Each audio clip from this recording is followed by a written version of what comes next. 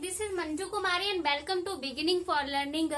तो जो आज हमारा टॉपिक है वो है हमारा पॉलिटी यानी पॉलिटिकल साइंस का टॉपिक है गवर्नर यानी कि राज्यपाल। तो आज हम जानेंगे कि राज्यपाल कौन होता है, उसके क्या क्वालिफिकेशंस होती हैं, किस तरह से जो है उसको अपॉइंट किया जाता है, किस तरह से उसका जो है हम कह सकते हैं नियुक्ति की जाती है। तो वो सारा जो है आज हम इस वीडियो में डिस्कस करेंगे। ठीक है, तो सबसे पहले हम लोग बात करेंगे कि राज्यपाल क्या होता है। ठीक है, राज्यपाल तो हम सीधा सीधा इस शब्द से ही समझ सकते हैं। राज्यपाल यानी राज्य से ही समझ सकते हैं। अगर आपको याद रखना है कि राज्यपाल कौन होता है तो राज्य से संबंधित है, यानी जो राज्य में सबसे ऊपर माना जाता है। ठीक है, जैसे मैं आपको एक एग्जांपल से समझाती हूँ। हम पूरे अपने केंद्र की बात लेके चलते हैं। हमारे केंद्र में देखो सबसे ऊपर जो है किसको माना जाता है, राष्ट्रपति, प्रेसिडेंट को सबसे ऊपर माना जाता है ना। उसके बाद प्रधानमंत्री आते हैं। प्रधानमंत्री यानी अपने जो पीएम होते हैं। ठीक है, तो अब वैसे ही ये हमारा हो गया एक प्रकार से सेंटर का। ठीक है, सेंटर में इस तरह से हम कह सकते हैं एक जो संरचना बनाई गई है शासन की वो इस तरह से चलती है। अब यही सेम संरचना जो है वो राज्य में भी फॉलो की गई है।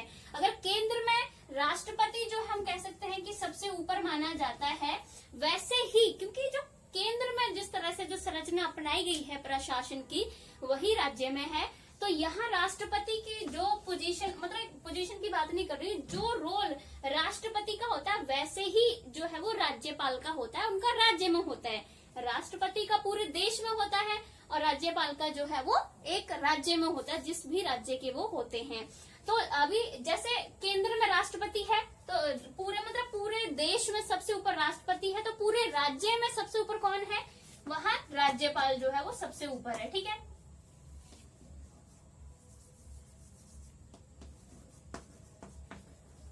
एक पूरे देश में सबसे ऊपर राष्ट्रपति को माना जाता है, वैसे ही एक पूरे राज्य में सबसे ऊपर राज्यपाल को माना जाता है। उसके बाद जो है वो प्रधानमंत्री आता है।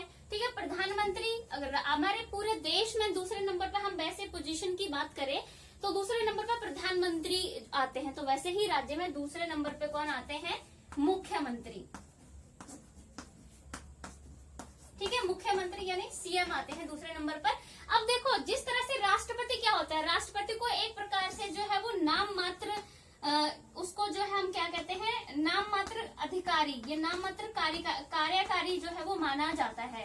ठीक है, राष्ट्रपति को यानी नॉमिनल, नाम मात्र, एक मिनट, नाम मात्र कार्यकारी माना जाता है उसे। ठीक है, यानी कि वो नॉमिनल होता है, उसके पास जो है वो वास्तविक शक्तियां जो है वो नहीं होती हैं।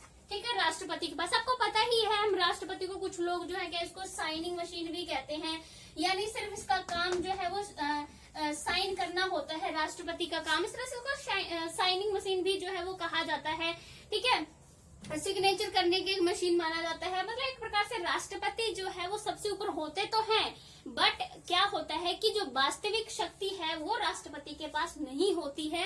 वास्तविक कार्यकारी शक्ति जो है वो प्रधानमंत्री और उनकी जो मंत्री परिषद होती है उसके पास होती है। आपको पता ही है ये, है ना।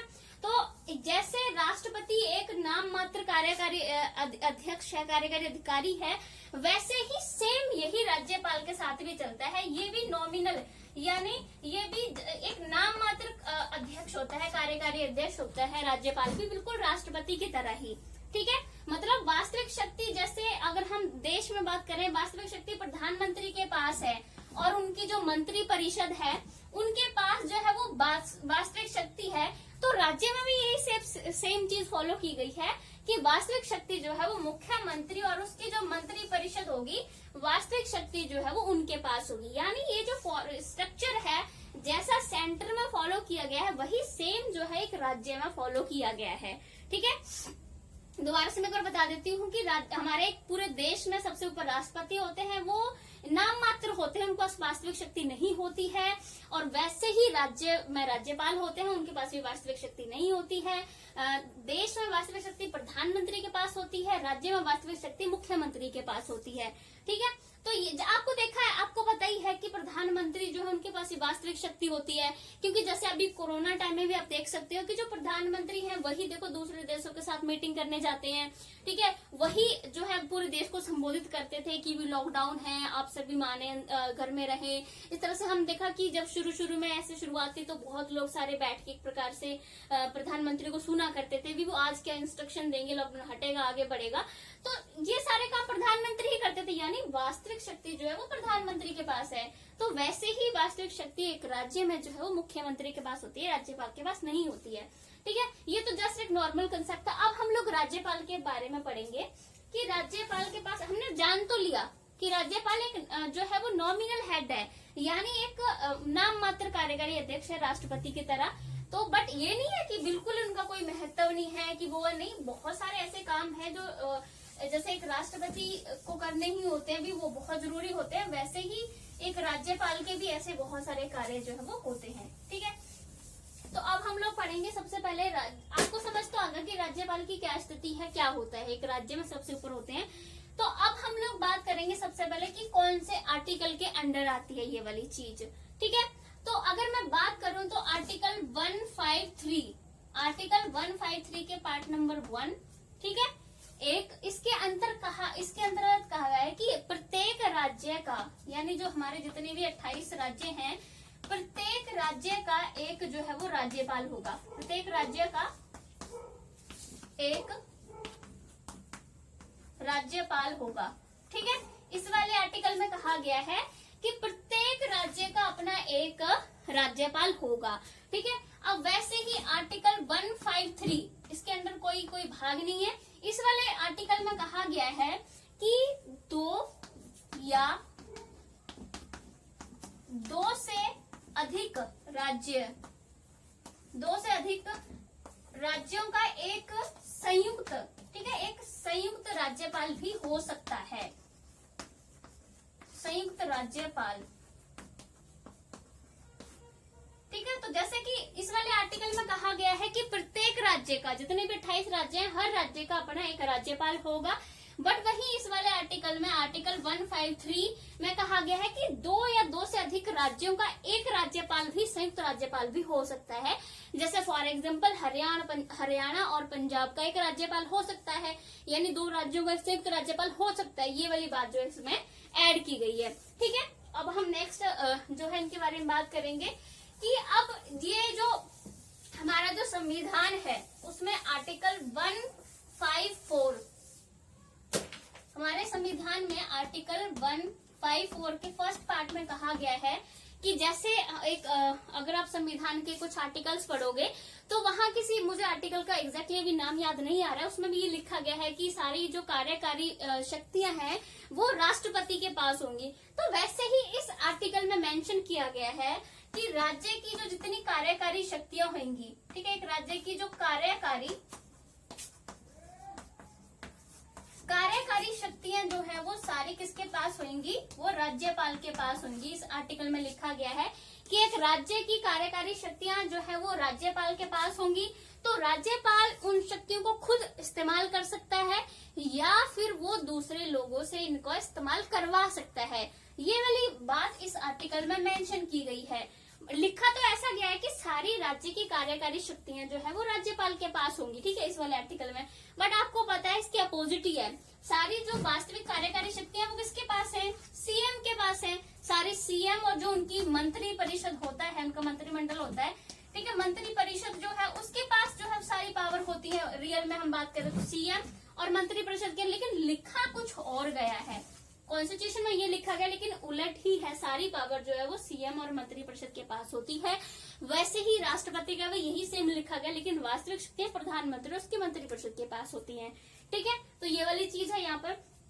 तो अभी इस सब जो मैंने आपको अभी बताया है, इससे ये बात क्लियर होती है कि जिस प्रकार से एक जो राष्ट्रपति है उसकी जो होती है शक्तियां, मतलब कार्यकारी जो शक्तियां हैं वो नाम मात्र ही होती हैं, वैसे ही राज्यपाल को भी एक राज्य में वैसे ही रखा गया, वो नाम मात्र ही उनकी जो है शक्तियां होती हैं, ठीक है। अब हम इनके अपॉइंटमेंट की बात करेंगे। पहला पॉइंट कि राज्यपाल को चुना कैसे जाता है, किसके द्वारा चुना जाता है, ठीक है।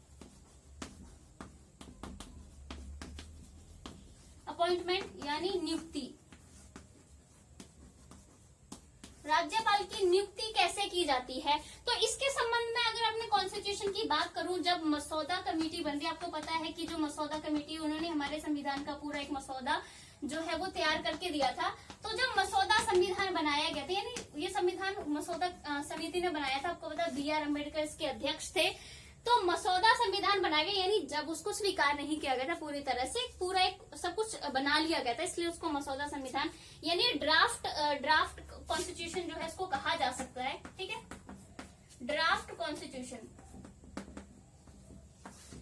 ठीक है, ड्राफ्टिंग कमेटी ने बनाया था। तो मसौदा संविधान में क्या कहा गया था कि जो राज्यपाल है उसकी नियुक्ति किसके द्वारा की जानी चाहिए, तब इन्होंने बोला था उसको इलेक्ट किया जाना चाहिए। ठीक है, यानी जो भी होगा उसको इलेक्ट किया जाना चाहिए, यानी लोगों के द्वारा उसका जो है वो चुनाव किया जाना चाहिए। जो भी राज्यपाल होगा वो लोगों के द्वारा चुना जाना चाहिए। इन्होंने बोला क्यों लोगों के द्वारा चुना जाना चाहिए, उन्होंने कहा कि लोगों के द्वारा चुना जाएगा तो वो लोगों के प्रति ज्यादा वफादार रहेगा, लोगों के प्रति उत्तरदायी रहेगा, लोग भी सेटिस्फाइड फील करेंगे कि हमने उन्हें चूज किया है ना भाई। लोकतंत्र में यही होता है कि लोगों के द्वारा चुना जाए कोई भी हो।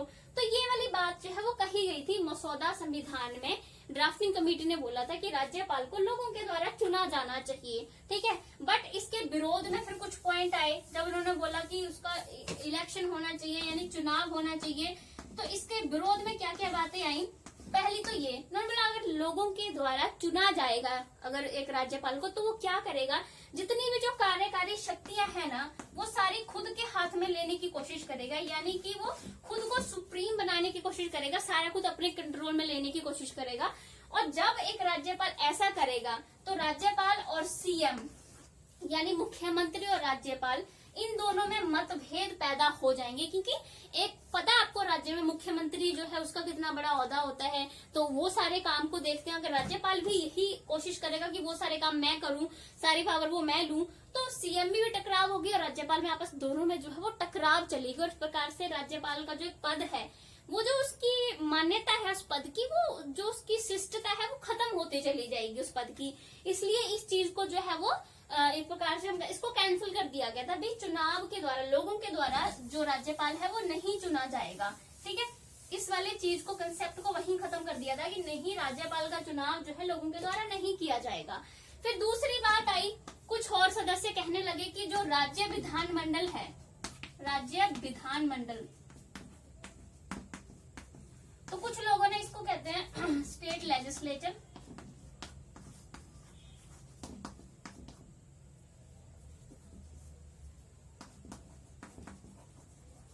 ठीक है, स्टेट लेजिस्लेचर। तो कुछ लोगों ने बोला अब कि ये जो राज्यपाल है उसे राज्य विधानमंडल के द्वारा चुना जाना चाहिए। राज्य विधानमंडल क्या होता है, वैसे तो मैं इसको किसी और वीडियो में कराऊंगी, बट फिर भी बता देती हूँ। जैसे हमारे देश में सबसे ऊपर जो हमारे देश में होती है संसद, है ना, पार्लियामेंट। तो संसद के 2 भाग होते हैं, मेनली तो वैसे 3 होते हैं, राष्ट्रपति को भी माना जाता है, तो वैसे 2 सदन होते हैं उसके। एक होता है राज्यसभा, ठीक है, और होता है लोकसभा। तो जैसे मैंने आपको बोला जो सेंटर में अपनाया गया है वही सारी चीज जो है वो राज्य में भी है। अभी सेंटर में क्या है, संसद होती है यानी पार्लियामेंट, उसके बाद उसकी राज्यसभा, लोकसभा, 2 सदन होते हैं। वैसे ही सेम जो है वो राज्य में होता है, यानी संसद की जगह यहाँ राज्य विधानमंडल नाम की एक संस्था होती है। ठीक है, जैसे संसद है वैसे ही राज्य में राज्य विधानमंडल है, और संसद के 2 सदन है, राज्यसभा, लोकसभा। वैसे ही राज्य विधानमंडल यानी स्टेट लेजिस्लेचर के भी 2 भाग होते हैं, 2 सदन होते हैं। ठीक है, मैं यहाँ दोनों को लिख देती हूँ, मैंने ज्यादा बड़ा लिख दिया, आएगा नहीं है, मैं इसे इंग्लिश में लिख रही हूँ, स्टेट लेजिस्लेचर, राज्य विधानमंडल जैसे मैंने आपको भी लिखवाया। तो इसके भी संसद के तरह 2 सदन होते हैं। ठीक है, एक होता है स्टेट लेजिस्लेटिव काउंसिल, ठीक है, स्टेट मतलब लेजिस्लेटिव काउंसिल कह देते हैं इसे, और दूसरा होता है स्टेट लेजिस्लेटिव असेंबली। ठीक है, ये दोनों सेम है। स्टेट लेजिस्लेटिव काउंसिल की जगह यहाँ हो जाता है असेंबली। ठीक है। जैसे संसद के 2 सदन है, राज्यसभा लोकसभा, वैसे ही जो हमारी राज्य विधानमंडल होती है यानी स्टेट लेजिस्लेचर होती है, उसके भी 2 सदन होते हैं। एक होता है स्टेट लेजिस्लेटिव काउंसिल और state legislative assembly. State legislative council को हिंदी में कहा जाता है विधान परिषद, ठीक है, इसे विधान परिषद कहते हैं, विधान परिषद। और स्टेट लेजिस्लेटिव असेंबली को कहा जाता है राज्य विधान सभा, राज्य विधानसभा, राज्य विधानसभा।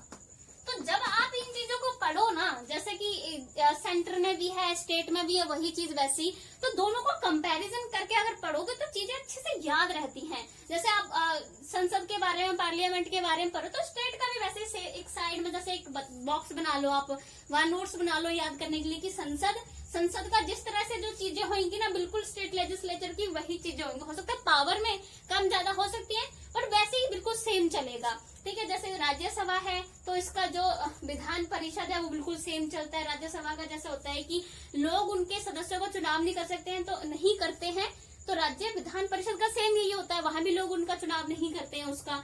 तो लोकसभा का लोग द्वारा चुनाव किया जाता है, तो राज्य विधानसभा के सदस्यों का भी लोगों द्वारा किया जाता है चुनाव। तो इस तरह से कंपैरिजन करके पढ़ोगे तो ज्यादा आसानी से जो है वो ये याद हो जाती हैं चीजें, ठीक है। और ये याद करने का मतलब है कि वो चीज कंसेप्ट क्लियर हो जाता है और लॉन्ग टाइम तक वो चीजें हमारे माइंड में रहती हैं।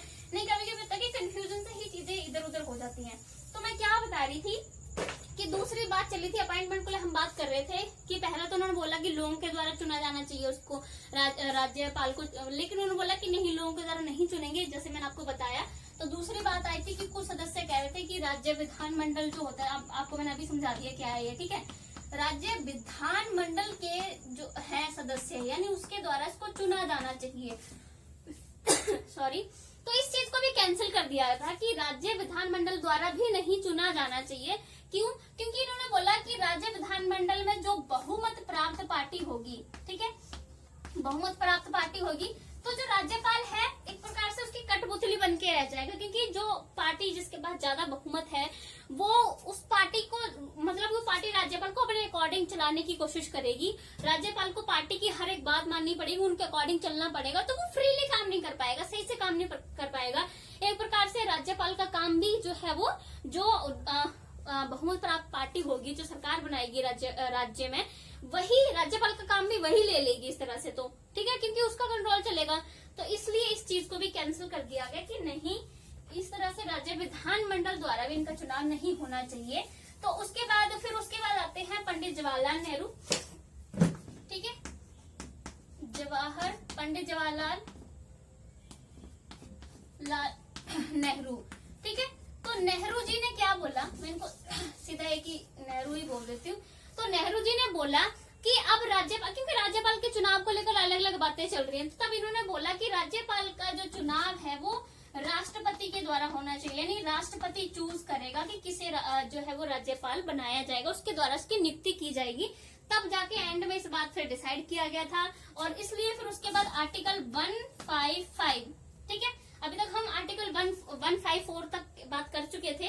तो अगला आर्टिकल के अकॉर्डिंग भी आप इस चीजों को याद रख सकते हो, ठीक है, एक सीक्वेंस सा बना के चलो, ठीक है। जैसे मैंने आपको आर्टिकल 153 करवाया, आर्टिकल 154 करवाया, अब उसके बाद ये वाला आर्टिकल करवा रही हूँ, है ना। तो इस आर्टिकल में जो है फिर वो कहा गया कि वही जो राज्यपाल है उसका चुनाव जो है वो राष्ट्रपति के द्वारा किया जाएगा, उसकी नियुक्ति, चुनाव नहीं नियुक्ति राज्यपाल के द्वारा, सॉरी, राष्ट्रपति के द्वारा की जाएगी। और इसी आर्टिकल में फिर डिसाइड जो है वो किया गया था कि एक प्रकार से कुछ प्रथाएं भी जो है बनी। प्रथाओं का मतलब कन्वेंशंस होती है कुछ हमारे उसमें, कन्वेंशंस कॉन्स्टिट्यूशन में, मतलब उनका कोई उनके पीछे कानूनी आधार नहीं होता है, बट फिर भी लोग उनको मानते हैं, उन्हें कन्वेंशंस कहा जाता है, प्रथाएं। तो इसमें ये भी बात बनी हुई है, कहते हैं कि जो राज्यपाल होएगा, जो चुनेंगे, उस राज्य का पर्सन नहीं होना चाहिए जिस राज्य का उसको राज्यपाल चुना जा रहा है। जैसे फॉर एग्जांपल अगर किसी व्यक्ति को हरियाणा का राज्यपाल बनाया जा रहा है तो वो व्यक्ति हरियाणा का नहीं होना चाहिए। जस्ट एक ये कन्वेंशन थी, बट ऐसा होता है वैसे, बट हर बार ही ऐसा नहीं होता है, ठीक है, कि भाई हाँ ऐसा होगा ही, कि भाई कई बार तो ऐसा हुआ है कि सेम राज्य का पर्सन उसी राज्य का राज्यपाल बनाया गया है। जस्ट ये प्रथाएं हैं। ठीक है। तो अब अपॉइंटमेंट की इसमें एक और बात आती है कि ये डिसाइड किया गया कॉन्स्टिट्यूशन में आर्टिकल 155 के अकॉर्डिंग, 155 के अकॉर्डिंग डिसाइड किया कि राष्ट्रपति द्वारा नियुक्ति होगी। लेकिन ये संविधान में लिखा गया, वास्तविकता क्या है, रियलिटी क्या है? रियलिटी ये है कि जो राज्यपाल होता है उसको हम कह सकते हैं कि जो प्रधानमंत्री होता है उसके द्वारा ही चुना जाता है। कैसे? जैसे प्रधानमंत्री और साथ में हम यहाँ पर गृह मंत्री की बात भी कह सकते हैं, या मंत्री परिषद कोई भी, ये जो सारे मिलके है ना, ये किसी राज्यपाल का नाम जो है ये फाइनलाइज करते हैं राज्यपाल के नाम को कि हाँ इस व्यक्ति को राज्यपाल बनाना है। तो जो राष्ट्रपति होता है, जैसे कि हम उसको, मैंने बोला था कि कई लोग उसको साइनिंग मशीन भी कहते हैं, तो राष्ट्रपति जो है उसको अपनी स्वीकृति देता है और लास्ट में और सिग्नेचर कर देता है। मतलब एक्चुअली में डिसाइड कौन कर रहा है? प्रधानमंत्री। और प्रधानमंत्री वैसे कहते हैं यहाँ पर कि मुख्यमंत्री की सलाह भी ली जाती है, पर मेनली प्रधानमंत्री ही डिसाइड कर रहा है एक तरह से कि कौन बनेगा। राष्ट्रपति सिर्फ उसमें स्वीकृति दे रहा है एंड में जाके। ठीक है, तो यहाँ भी वही वाली बात होगी कि यहाँ भी शो ही हो रहा है कि राष्ट्रपति फिर से कार्यकारी एक अधिकारी है, नाम मात्र अधिकारी है, जस्ट एक। ठीक है, तो यहाँ अपॉइंटमेंट में भी ये है कि वैसे तो कॉन्स्टिट्यूशन में लिखा है लेकिन रियलिटी कुछ और है, ये जस्ट एक स्वीकृति देता है एंड में।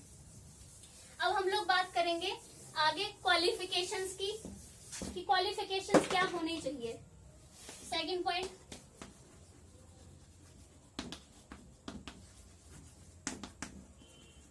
क्वालिफिकेशंस यानी हिंदी में मुझे भी इसका याद नहीं आ रहा है, क्वालिफिकेशंस को हिंदी में क्या कहते हैं?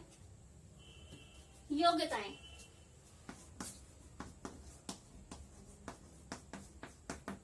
ठीक है, अब एक राज्यपाल की जो है क्या क्या योग्यताएं होनी चाहिए, यानी कौन व्यक्ति है जो एक राज्यपाल बन सकता है। तो क्वालिफिकेशन में सबसे पहली जो बात है जो हर किसी में आती है वो है कि भारत का नागरिक हो। ठीक है, ये तो हर कोई भी पद पे होता है ऐसे, तो ये बात पहले आती है, भारत का नागरिक हो।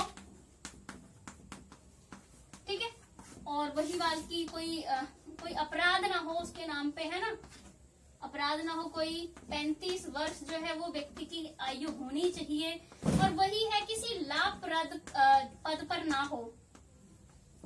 लाभप्रद पद यानी लाभप्रद पद पे वो होना नहीं चाहिए, उसके वो कोई अपराधी ना हो। ठीक है, तो ये वाली चीजें हैं जो है उसकी क्वालिफिकेशंस में आती हैं कि भारत का नागरिक होना चाहिए, 35 साल होनी चाहिए, लाभप्रद पद पे है भी।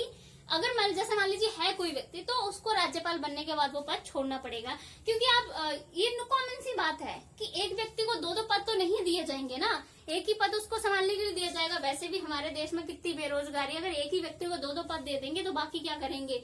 वैसे ही नहीं एक लोगों को नौकरी मिल पा रही है, तो और वैसे भी ये भी वाले बात है कि एक व्यक्ति दो पदों को सही से नहीं संभाल पाएगा। ठीक है, तो इसलिए अगर वो किसी लाभप्रद पद पे पहले ही, जैसे मान लीजिए संसद में है कुछ उसका पद, या राज्य विधानमंडल में है उसका कोई पद, तो मैं आपको भी बताई है सारी, ये जनरल क्वालिफिकेशंस थी। बट इसके बाद कुछ और भी चीजें हैं जो देखी जाती हैं। जैसे मैंने बोला कि 35 साल एज होनी चाहिए, भारत का नागरिक होना चाहिए। सारे लोगों में ये वाली क्वालिटी है, जो 35 वर्ष के वो भारत के नागरिक भी है, तो किसी को भी चुन लिया जाए, है ना। बट इसलिए कुछ और भी चीजें हैं वो जरूरी होती है, जैसे अनुभवी व्यक्ति जो होते हैं, जिनको पॉलिटिक्स का बहुत ज्यादा नॉलेज होता है, उन लोगों में से किसी को जो है वो राज्यपाल बना दिया जाता है। या फिर जो शासक पार्टी है, जैसे शासक पार्टी जिसका अभी गवर्नमेंट हो, जैसे अभी बीजेपी है भारत में, तो शासक पार्टी के जो वरिष्ठ नेता होते हैं, ठीक है, उनको राज्यपाल चुन लिया जाता है। या फिर और भी चीजें, जैसे कोई सेना में है, ठीक है, या कोई रिटायर्ड हो चुका है सेना से, या सिविल सर्विसेज में है कोई व्यक्ति जो रिटायर्ड हो चुका है, तो उसे जो है वो राज्यपाल चुन लिया जाता है। तो इस तरह की चीजें भी जो है वो चुनने में, उसमें क्वालिफिकेशंस में देखी जाती हैं। तो अब हम लोग बात करेंगे टेन्योर की। तो क्वालिफिकेशंस में मैंने एक चीज और बतानी थी आपको, जो क्वालिफिकेशंस की बात होती है, इसको आर्टिकल मैंने नहीं बताया, तो आर्टिकल 157 एंड 158, इन दोनों आर्टिकल्स में ये बात कही गई है क्वालिफिकेशंस के बारे में। तो आर्टिकल्स भी आप जो है वो लिख लें। ठीक है, ये दोनों आर्टिकल्स हैं। नेक्स्ट अब हम लोग बात करेंगे टेन्योर की, यानी इनका कार्यकाल जो है वो कितना होता है, कौन डिसाइड करता है, यानी इसके टेन्योर। तो कार्यकाल जो है वो कौन से आर्टिकल के अंडर आता है?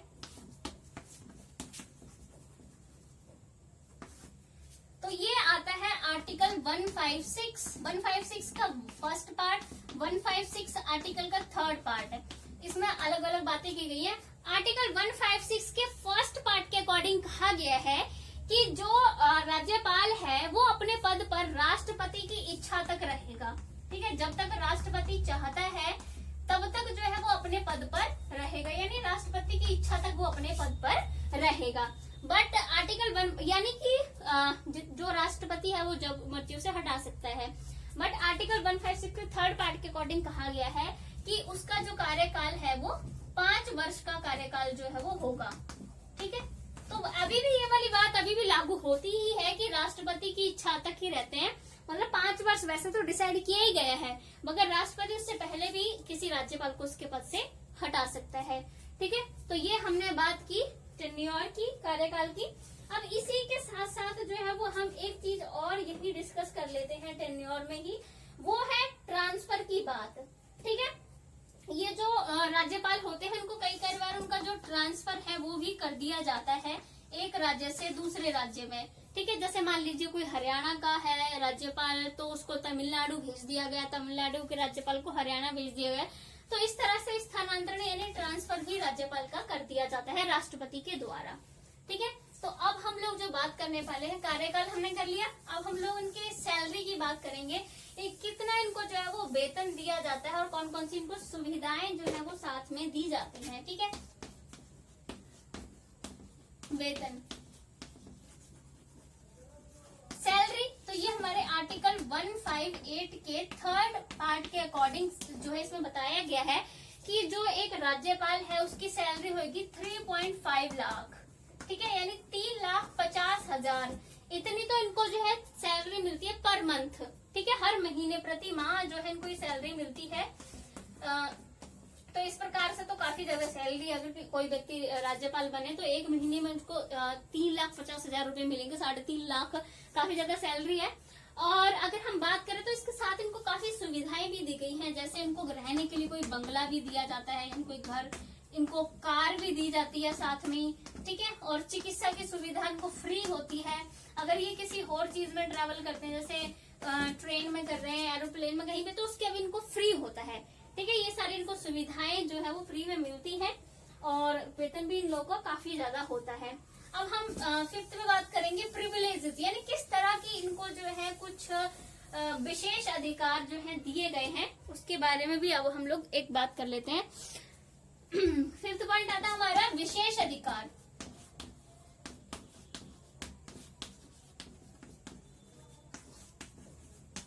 तो इनको किस तरह के विशेष अधिकार यानी प्रिविलेजेस जो हैं वो दी गई हैं। तो पहली तो यही दी गई है कि वो किसी भी अदालत के सामने उत्तरदायी नहीं है अपने कार्यों के लिए। ठीक है, उनको किसी को जवाब नहीं देना पड़ता अपने कार्यों के लिए। जैसे प्रधानमंत्री है वो जनता के प्रति उत्तरदायी माना जाता है। ठीक है, बट और भी जैसे बहुत सारे पद होते हैं तो सबको किसी न किसी के प्रति उत्तरदायी जो है वो माना जाता है। बट जो राज्यपाल होते हैं वो किसी अदालत के सामने उत्तरदायी नहीं होते अपने कार्यों के लिए, ये भी इनकी प्रिविलेजेस है। बाकी इनके कार्यकाल के दौरान इनकी गिरफ्तारी जो है वो नहीं की जा सकती है। ठीक है, ये भी इनको एक प्रिविलेजेस है। ठीक है, और एक और इनकी विशेषता मैं ये भी कह सकती हूँ कि आपको पता है इनको जो वेतन मिलता है, हमने बात किया, वो संसद के द्वारा डिसाइड किया जाता है। ठीक है, संसद डिसाइड करती है कितना वेतन जो है वो इनको मिलेगा। तो संसद जो है इनका वेतन इनके कार्यकाल के दौरान कम नहीं कर सकती है, मतलब बाद में कम कर सकती है, बट अभी किसी राज्य का कार्यकाल चल रहा है तो उस दौरान उनकी जो वेतन है उसको कम नहीं किया जा सकता। तो एक विशेष अधिकार इसको भी कह सकते हैं, भी जितने टाइम तक वो है तब तक उनको उतने पैसे ही मिलेंगे जितने डिसाइड किए गए हैं। ठीक है, बाकी गिरफ्तारी नहीं की जा सकती और जो फौजदारी मामले हैं वो इनके कार्यकाल के दौरान नहीं चलाए जा सकते हैं। ठीक है, और जो हमारे ये फौजदारी मामले होते हैं अपराध से संबंधित, वो इस दौरान नहीं चलाए जा सकते। इस तरह से इन्हें काफी जो है विशेष अधिकार जो है वो दिए गए हैं।